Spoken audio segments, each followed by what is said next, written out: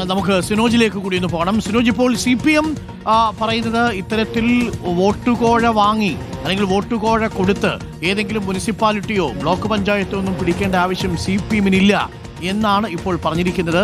CPM എങ്ങനെയാണ് ഈ ആരോപണത്തെ പ്രതിരോധിക്കാൻ പോകുന്നതെന്നാണ് മനസ്സിലാക്കേണ്ടത് സിനോജ്.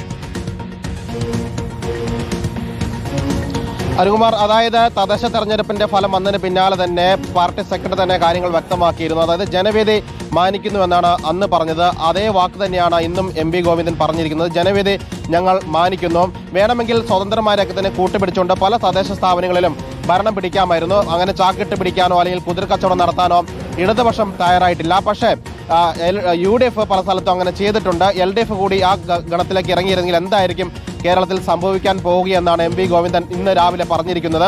പക്ഷേ അദ്ദേഹം പറയുന്നു, ഈ വടക്കാഞ്ചേരിയിലെ വിവാദം വിജിലൻസ് അന്വേഷിച്ച് അതിന്റെ നിജസ്ഥിതി മനസ്സിലാക്കിയോട്ടെ പാർട്ടിയും അവിടെ കാര്യങ്ങൾ അന്വേഷിക്കുന്നുണ്ട്. ഏതായാലും പണം കൊടുത്ത് ഒരു എതിർ പാർട്ടിയിലുള്ള ഒരാളെയോ അല്ലെങ്കിൽ സ്വതന്ത്രനെയോ LDF-ലേക്ക് കൊണ്ടുവന്ന് ഭരണം പിടിക്കാനുള്ള ഒരു നിർദ്ദേശവും ഒരു തീരുമാനവും CPM-ഓ അല്ലെങ്കിൽ LDF-ഓ എടുത്തിട്ടില്ല. അതുകൊണ്ട് പാടെ ഈ വടക്കാഞ്ചേരിയിലെ വിഷയം നിഷേധിക്കുകയാണ് ചെയ്യുന്നത്. പക്ഷേ പാലക്കാട് മറ്റത്തൂരിലൊക്കെ കോൺഗ്രസിന്റെ അംഗങ്ങൾ കൂട്ടത്തോടെ BJP-യിലേക്ക് പോയ കാര്യങ്ങളൊക്കെ തന്നെ ചൂണ്ടിക്കാണിക്കുകയും MV ഗോവിന്ദൻ ചെയ്യുന്നുണ്ട്. അതുകൊണ്ട് തന്നെ പാർട്ടി സംസ്ഥാന നേതൃത്വം ഈ വടക്കാഞ്ചേരി സംഭവത്തെ പാടെ നിഷേധിക്കുകയാണ് ചെയ്യുന്നത്.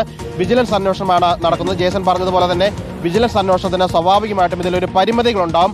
അതുകൊണ്ട് തന്നെ പാർട്ടി പറയുന്നത് നടക്കുന്ന അന്വേഷണങ്ങളൊക്കെ തന്നെ നടക്കട്ടെ, ഈ പണം കൊടുത്തതിന് അങ്ങനെ ഒരു സംഭവം ഉണ്ടായിട്ടില്ല എന്ന് അദ്ദേഹം തന്നെ പറയും, ജാഫർ തന്നെ പറയുകയും ചെയ്തിട്ടുണ്ട്. അതുകൊണ്ട് തന്നെ ആ രീതിയിലുള്ള അന്വേഷണം നടക്കട്ടെ എന്നാണ് പാർട്ടി ഒരു നിലപാട് സ്വീകരിക്കുന്നത്. ഏതായാലും പാർട്ടി കോൺഫിഡൻസിലാണ്. അത്തരത്തിൽ പണം വാങ്ങിക്കൊണ്ട് അവിടെ ഭരണം പിടിക്കാൻ വേണ്ടി വടക്കാഞ്ചേരിയിലെ ഇടതുമുന്നണി ശ്രമിച്ചിട്ടില്ല എന്ന നിലപാടിൽ തന്നെയാണ് സംസ്ഥാന നേതൃത്വം നിലവിലുള്ളത്. അരുൺകുമാർ. Thank you. സിനോജും ജേസനുമാണ് വിവരങ്ങൾ നൽകിയിരിക്കുന്നത്. എന്തായാലും പ്രാഥമിക അന്വേഷണം തുടങ്ങിയിരിക്കുകയാണ്. ഈ വിഷയത്തിൽ വടക്കാഞ്ചേരി ബ്ലോക്ക് പഞ്ചായത്തിലെ കോഴക്കേസിൽ ഇപ്പോൾ അന്വേഷണം തുടങ്ങുന്നു. അനിലക്കരയുടെ പരാതിയിന്മേലാണ് വിജിലൻസ് പ്രാഥമിക അന്വേഷണം നടത്തുന്നത്. പക്ഷെ അപ്പോഴും ഉയരുന്ന ചോദ്യം ജാഫർ എവിടെ എന്നുള്ളതാണ്. ജാഫർ ഈ പണം വാങ്ങിയിട്ടില്ലെങ്കിൽ, ജാഫർ ഈ പ്രലോഭനത്തിന് കീഴ്പ്പെട്ടിട്ടില്ലെങ്കിൽ ജാഫർ എന്തുകൊണ്ട് ബ്ലോക്ക് പഞ്ചായത്ത് പ്രസിഡന്റിന് അനുകൂലമായിട്ട് വോട്ട് ചെയ്തു?